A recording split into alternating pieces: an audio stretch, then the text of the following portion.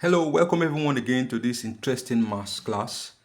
And today we're going to be continuing from where we left off in our last publication on this subject, the laws of indices.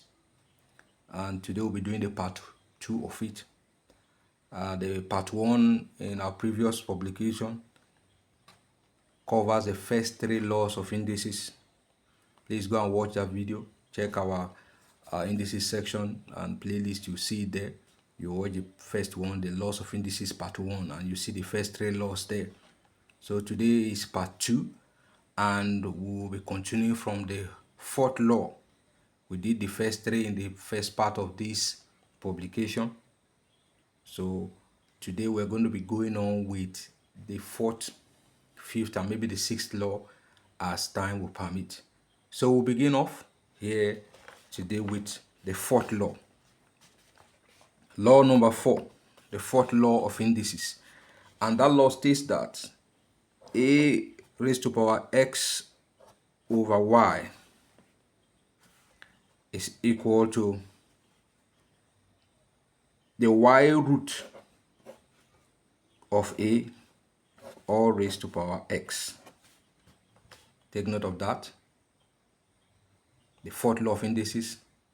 If you have a raised to power x over y, the way to evaluate that would be the y root first of a, then all raised to power x.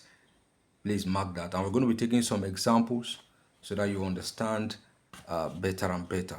So example, let's take one example right now. Examples. Let's say you have 2 raised to power 3 over 4. That's what you have there, 2 raised to power 3 over 4. To state it as that, this 4th law, what you will now have is the 3rd root of 2, the 4th root of 2, all raised to power 3. Sorry for that blunder there. The 4th root of 2, all raised to power 3. That's an example. So you take note of that. Let's take another one again. Let's say you have, say 4 raised to power 3 over 2. You have that 4 raised to power 3 over 2. 4 raised to power 3 over 2. The way to get it on that law is that what is the denominator and the numerator? I think that's where you check it. You check it in that manner. What's the numerator and denominator? Please, you always remember the denominator is the root while the numerator is the power. Please note that. If you go back to the law that we did, you can see if a raised to power x over y, you can see on the fraction there the numerator is x and the denominator is y. So when you want to state it, the denominator is the root, that's the y root, and then the numerator is the power, all raised to power x. You can see it there. So that's how we've been doing it. So the numerator is the power while the denominator is the root.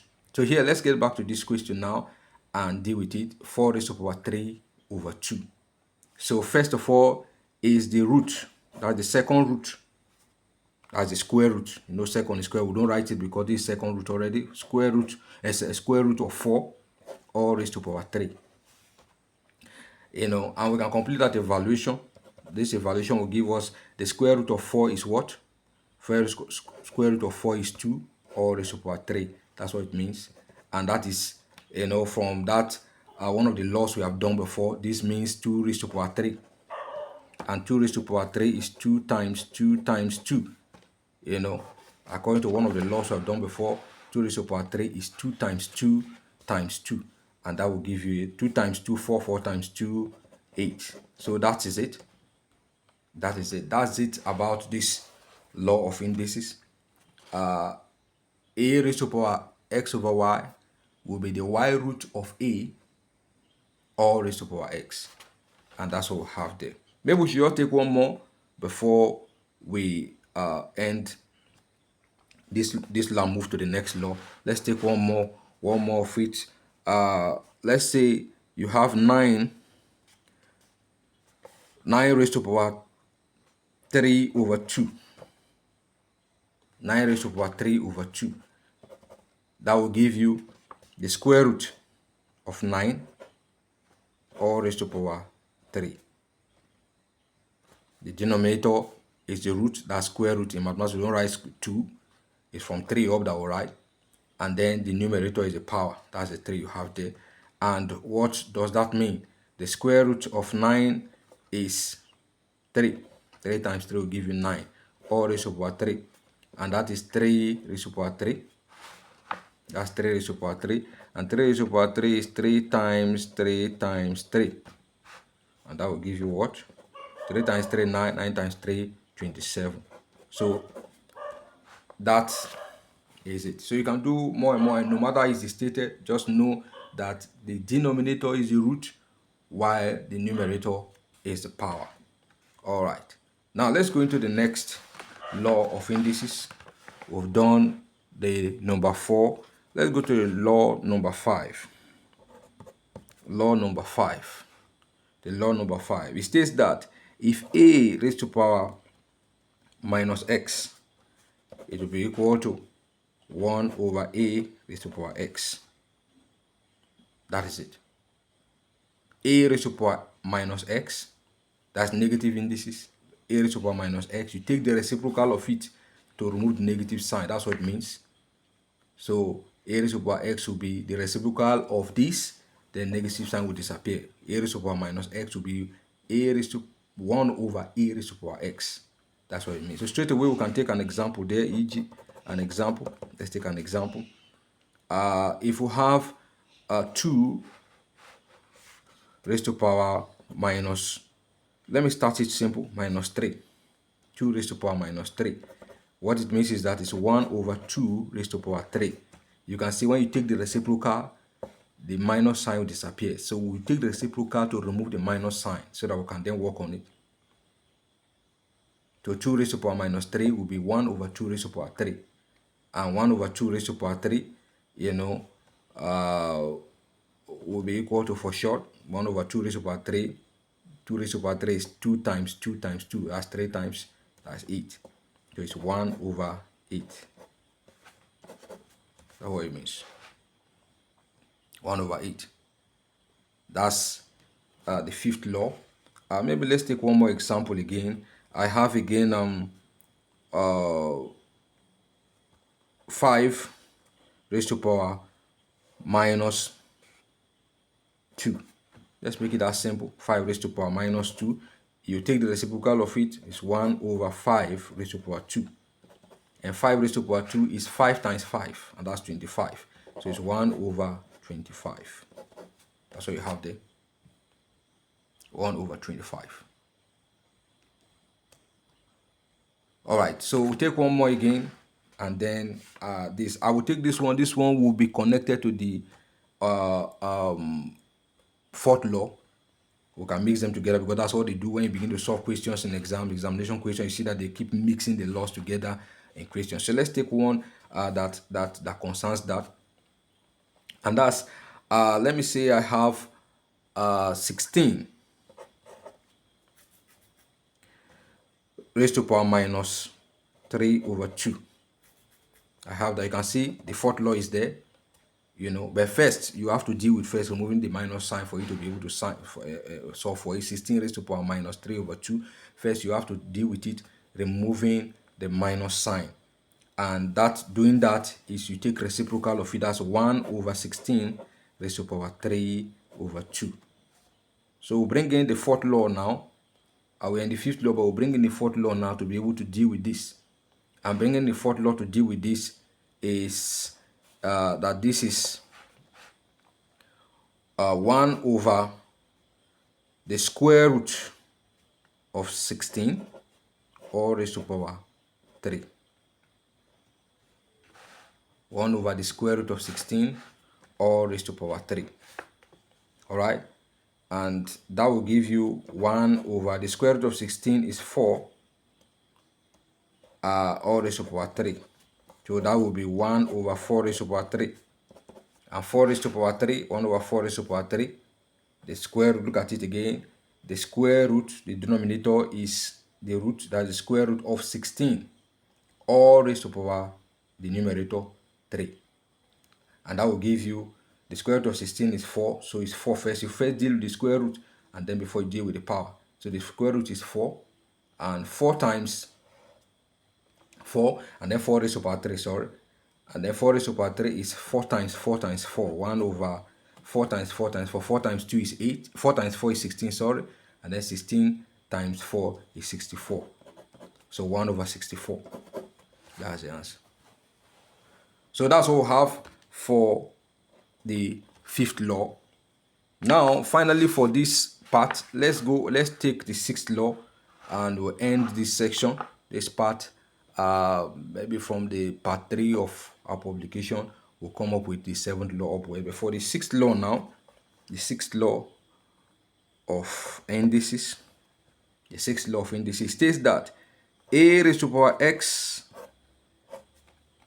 into bracket all raised to power y, is multiplying the indices, all raised to power y, is a raised to power x times y.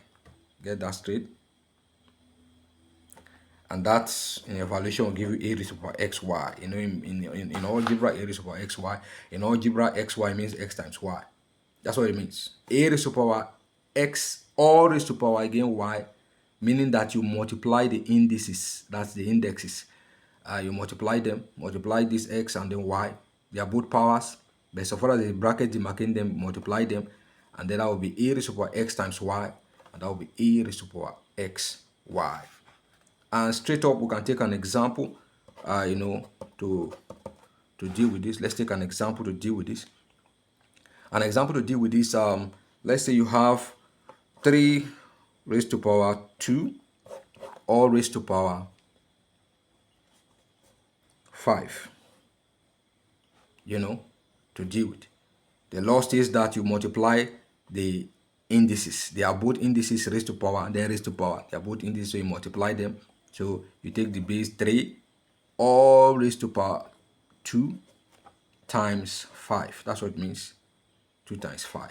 And that will be 3 raised to power 10. 2 times 5 is 10. That will be 3 raised to power 10. 2 times 5 is 10. Okay. This one is a very simple law, so we'll just take one more example and we'll end it. Let's say you have again 5 squared, all raised to power 4. You have 5 squared, all raised to power 4. That means you just multiply the indices.